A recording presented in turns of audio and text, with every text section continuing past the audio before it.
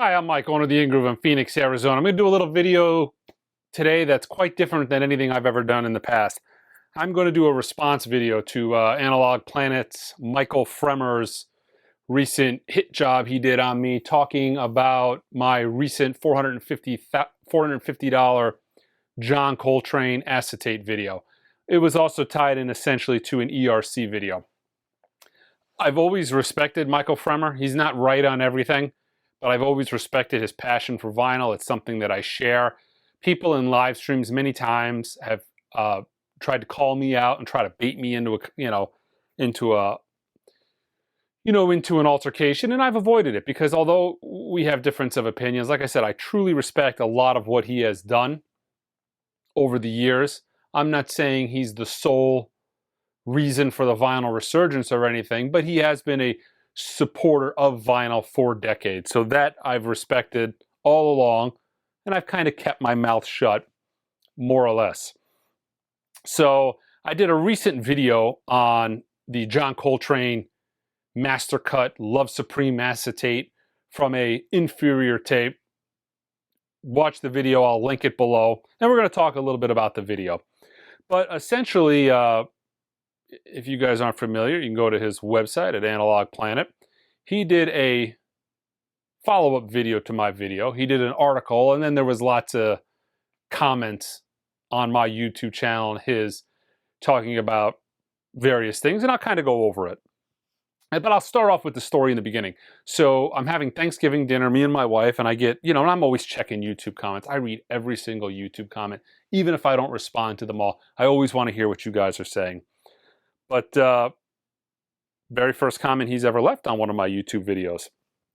And his comment was, first comment was, "Of course you don't like ERC. I know why." His second comment was, "You do not know what you are talking about." So to fill you guys in a little bit on the drama, I contacted ERC before I ever did any videos on their stuff, and I contacted them to try to sell their records like I do for everybody who is an audiophile label. I attempt to sell their products in my store. I sell everything whether I believe in the product or not when it comes to vinyl. I'm not the arbiter of what you should do with your money. I don't make those choices. I sell Justin Bieber records. I don't like Justin Bieber. Most record stores would say something like, "I would never sell that in my store." I personally do not care what you buy. If it's a quality issue, I will try to educate people on it, but when it comes to personal preference, it is not my business. So I contacted them knowing full well that I was not going to be able to sell their records because they sell out immediately.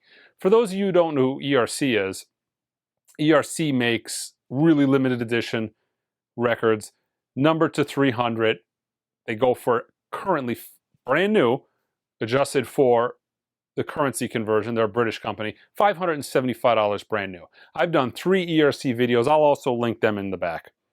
I responded to him because, I'm familiar with Mike and his ways. I'm familiar with he'll go after people. He'll go after them. And I've seen him post articles on his website asking his followers to, go to this address, go to this website, go to this reviewer, and essentially jump onto him. This guy's spreading misinformation. You should go and attack him. I'm, not verbatim, but more or less those things. And I knew that was kind of his MO, but I wasn't going to back down on this because it's something I truly believe in. I truly believed in the ERC videos. I did 3 follow-up videos. I did 2 of them, which were live unboxings. I have multiple ERC records here at the house. Most of I never even showed you, but I'll kind of talk about them here in a minute. So I responded. And I responded because I knew somebody at ERC had to tell him that I approached him because that was the word going around in another forum from another YouTuber. But I don't make it like they thought, and they kind of were talking like I know a secret and, I'm going to keep my mouth shut, but he knows why he's doing this. And, me, I just right out told everybody what it was. And I kind of allude to that in this comment. You don't like ERC, and I know why. Why is that? This is my response. If you think it's because they wouldn't sell me when I contacted them, you're wrong. I know that's the line you, Ken, and a few others have been passing around. And I know that because obviously the only person that would know that what was going on would be ERC, and he passed it to somebody. Music Matters stopped selling to me and all dealers, and I still got online and sang their praises. But who knows, maybe if they sent me 50,000 in free records like some reviewers, I would be kissing their backside.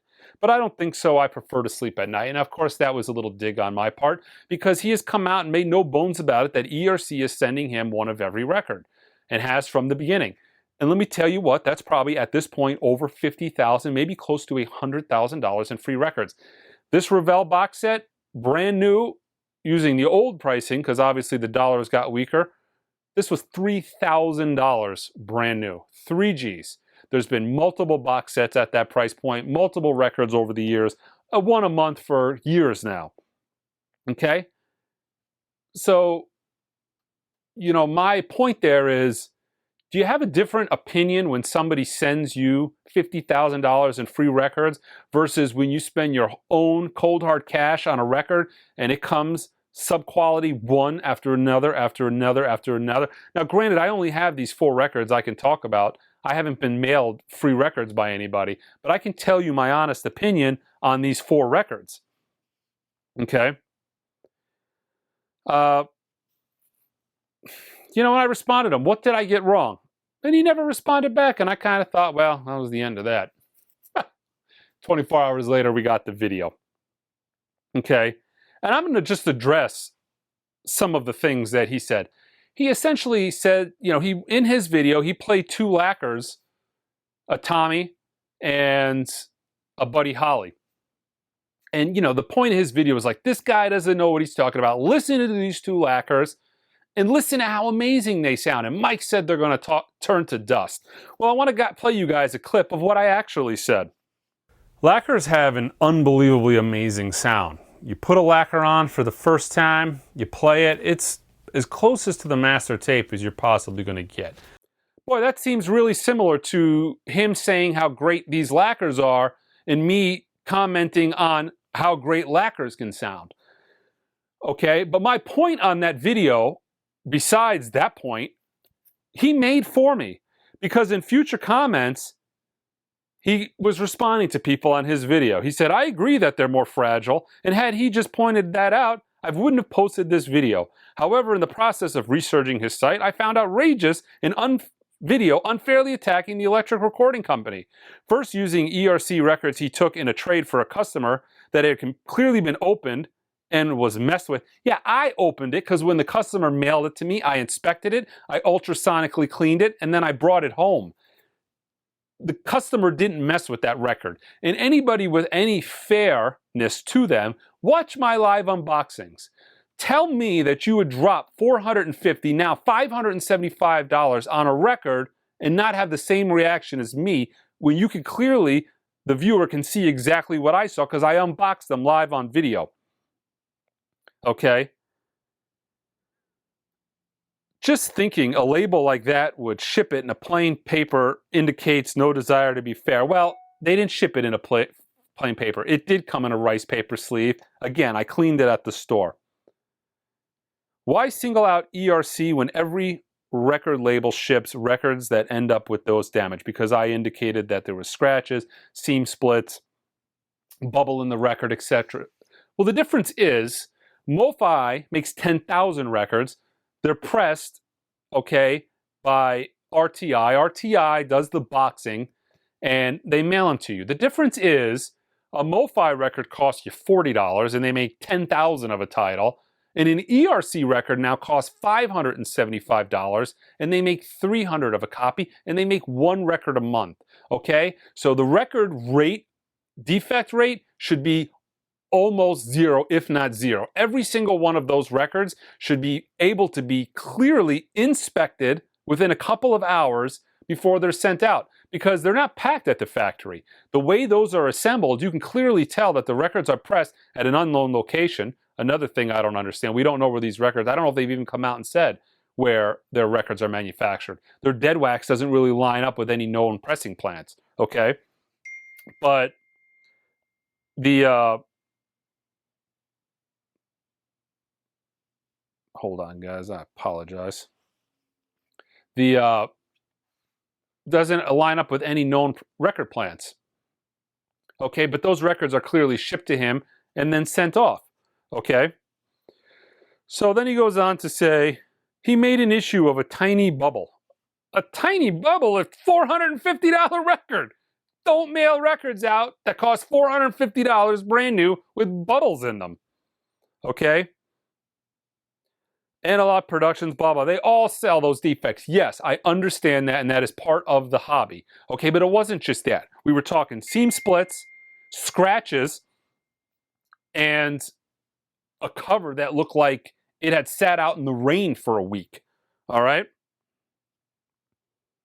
He's got an axe to grind with ERC, and that video claims, and in that video he claims that Kraft Sonny Rollin way out rest was cut from tape when it was cut by a digital file. Yeah, I made a mistake on that. Once again, very misleading hype information, essentially alluding to the fact it's from the original analog tape. Okay? My bad. Not a record I listen to over and over again because I have a copy of the original. I've got all the audio file records that Analog Productions did, the 45, the original 33. I've got a 70s pressing. I've got multiple copies that I've listened to long before I listened to that box set. But, you know, guys make mistakes. Wasn't that long ago where Michael Fremer once said that that Cisco Asia, and I believe it was the Cisco Asia, wasn't very good. Something was wrong with it. And then a couple of years later, he talked about how fantastic it was. So maybe things can clearly change because it did in that occasion. Here's some more responses. His angry tone was way out of line, and his incorrect assertions about lacquer longevity. I watched his video about the electric recording company. Again, back to the electric recording company. And it was equally angry and ill-informed, and his comments about audio reviewers are the usual bullshit. Well, let me tell you what, folks. Let me ask you a question, just in all honesty. All right? I love to hear your guys' response. Let's go a hypothetical situation. I'm going to mail you $50,000 to $100,000 worth of merchandise right now. Mike the Ingrove is going to mail you $50,000 to $100,000 in merchandise. You're going to write a review on me, Mike the Ingrove. What do you think that review is going to sound like? I mail you 50 to 100 grand, and I'm not only mailing you that, I'm continually mailing you money every single month to the tune of $575. Let me ask you what, are you going to tell me that Mike at the Ingrove, man, that's a bunch of crap right there? That's typically not how it works in the audiophile world. Let me tell you, that's not how it works. I buy my records, I buy my gear, and I tell you how it is. I don't go out and tell you how it is on everything. There's a lot of records that I just let go. I always make an attempt to tell it how it is when it comes to egregious stuff. And egregious stuff, in my opinion, have been ERC and have been these master cut files. I'm going to put another quote up here by Joe Harley. He commented on one of my videos because originally they kind of had misleading information on their website, the SuperSense company that's doing the acetates. They originally said that these lacquers were cut from the original master tapes, but then it later came out, and I questioned that immediately because, again, manufacturers do not mail tapes and say, all right, man, go ahead and play that off 1,000 times. The tape would be useless after 1,000 plays. They're very, very, very sensitive over those tapes. They're not given out to everybody, and they know when they mail those tapes out, they want to be very careful who's getting it. Okay? But when it comes to that, you know, subpar lacquer, you know, subpar tape being used to cut lacquers, but Joe Harley, getting back to Joe, made a comment on my video, essentially correcting me, saying, you know, this was not a master tape. This is a copy of a master tape. And I put a comment on there and said, you know what? I should have corrected that because they later on corrected that. I'm not sure if their correction of the process hit their website before I recorded that video or not. So I just came out and said, copy of the master tape, and they're doing essentially a 6-to-1. They're taking the copy of the master tape. They've got 6 lathes. So for one pass of their copy, they're making 6 lacquers. But I asked Joe because I knew the answer to this. I knew what I've been telling you guys in this video is very, very accurate information. Lacquers, they don't turn to dust, obviously, I was making light of the situation. Other people, reviewers, do it all the time, right, Mike? It was a joke. Obviously, they don't turn to dust, but I will stand by the fact that they deteriorate, and they deteriorate quickly. And I was trying to get Joe Harley to make a comment on that. I figured he probably wouldn't, and he didn't. But I was looking around online, and I found a quote from Joe on Michael Fremer's Facebook page. I'll put it up on the screen here. Joe Harley says, an incredibly misguided venture for those with more money than sense. This is the reason we go to great lengths to get a lacquer in a plating within 24 hours. Also, Kevin Gray, one of the best mastering engineers in the world, has said numerous times in the past that he does not cut lacquers on Friday because he wants lacquers plated within 24 hours. And he knows if he cuts a lacquer, ships it off to RTI, they're not going to be able to plate that for days. Let me ask you guys, do you think if these lacquers were so durable and so fantastic in sound quality and there was no deterioration in sound, do you think that comment would have came out of Joe Harley's mouth? Incredibly misguided venture with those with more money than sense? Or how about Kevin Gray not cutting lacquers on Friday? Look, I'm not telling you guys what to do with your money. My point of that video was the guys who don't know. I know, I'm in the industry, I sell records, I see stuff all the time. I want you guys informed. Lacquers are not a long-term playing medium. They deteriorate over time. The more you play them, the more they deteriorate. The older they get, the older they deteriorate. And also in that video, I mentioned lacquers from the 50s, 60s, and 70s. Michael Fremer's playing lacquers on his video that are like 15 to 20 years old. It's like the paint of a car, and I reference that. A paint job on a car looks pretty good the first 20 years. Throw that paint job, or throw that car in the garage 70 years down the road, and let's see how it looks. Time has a way of deteriorating things. And an acetate is something that is ravaged by time. Also, keep in mind, lacquers are very soft. You're playing a lacquer with a diamond tip stylus, the hardest substance known to man, right? The hardest element in the world, playing a soft lacquer. Do the math, guys. Use your own sense.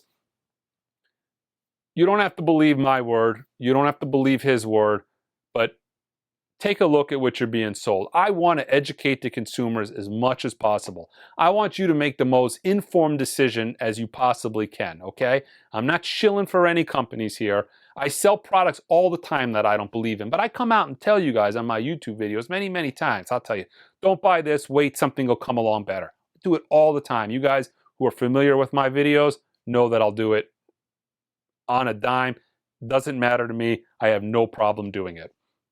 But if you know everything I'm telling you and you disagree, you go out and buy the lacquer. It's your money. I don't care if you take $10,000 bills and light your fires outside, your campfires with it. It makes no difference to me. I truly don't care. I'm not one of these people who are insulted by what people do with their money. I don't care. It's your money. I'm assuming you worked hard for it. You do what you want with it. But I really want to provide a service by telling people who are busy doing other things, who maybe don't know. I want to kind of give them the heads up that there is better ways to achieve this goal, okay? Buying a lacquer will give you very short-term satisfaction, although in this case, they're playing a subpar tape. So like I proposed in my first video, let's go out, let's go buy a better copy from a better source, play that, right? But if that's what you want to do, more power to you. But I'm telling you what, keep playing that John Coltrane Love Supreme, put 20 spins on it in the next couple of years.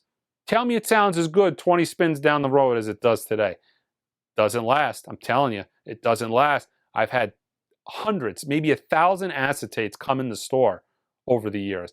They come in collections all the time. I've got Benson acetates in his collection everywhere, okay? I probably got 50 of these things in his collection. Acetates. Look at this. I've got stacks of acetates, stacks. I'm telling you, I see them all the time. They're not a playback median. It's not a reel-to-reel. It's not a vinyl record. It does not have that durability. So make your own choices. Obviously, do whatever you guys want to do. But, you know, I thought about just letting this go. I'm going to just let this pass, and I'm going to not make this video. But I kind of wanted to put into context some of what's been saying. I stand by what I say. I'm not going to retract that video, and I'm definitely not going to retract my ERC video. You know, I've got this Revell box set. It costs $3 grand. You know the reason I've kept this Revell box set is because I want proof of my point. This Revell box set literally sounds like it was manufactured on recycled Ronco vinyl. This is the most noisiest record, and we're talking after multiple cleanings on the audio desk. Multiple cleanings. This sucker is noisy. Pops, clicks, like crazy. Now, this came in a used collection from a guy who probably played it once. It was that high-end MoFi collection I did a video on a while back. I paid 40 grand for it. This was in there. There was 2 copies of the Love Forever Changes. The reason I kept one of them is because it was a replacement copy that he got because his other copy was extremely noisy, right? His words, not mine. Here's the Mal Waldron that I opened up. I did an unboxing on this live, direct from them. And here is a copy of Bill Evans, still sealed from ERC. I also got a copy of the White Stripes on the way that I will do an unboxing on. And you know what? I might throw this in as an unboxing. You could see this has clearly never been opened. They have that stickered tissue paper that once it's torn, you know, it tears the tissue paper, so it's never coming back. So there's a sealed ERC record. Maybe I'll open that up. But again, I just feel, again, going back to ERC, spend money on what you want to spend money on, okay? But let me tell you what, there are better alternatives out there than spending $575 on an ERC record.